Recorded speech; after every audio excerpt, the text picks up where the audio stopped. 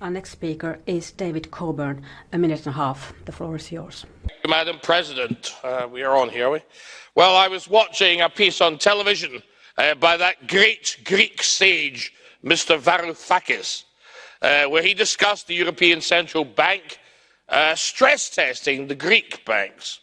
He said that the appearance, I say, was given of them passing the stress tests, but in truth, the stress tests had simply been made easier.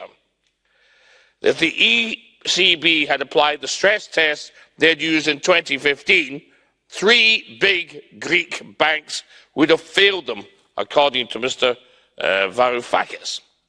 This is another example of the European Union bending the rules to suit themselves, despite claiming the EU is a rules-based or inflexible organisation.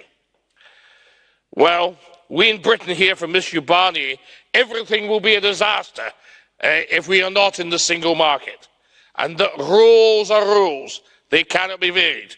The EU seems to be thoroughly incapable of bending or adjusting the rules to suit Brexit in the case of Northern Ireland.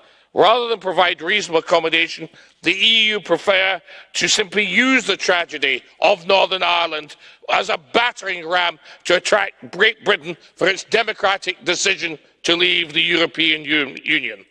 It is our democratic right to leave the EU if we want to, and it is not the EU's business to criticise. We must remember the rules were bent, if not completely rewritten, to allow Greece to enter the euro in the first place, which clearly from recent history should never have happened. The British prefer rules that reflect reality. Thank you very much, Mr. Coburn, but you exceeded your speaking time. To be. Thank you, Madam Chairman, for your forbearance.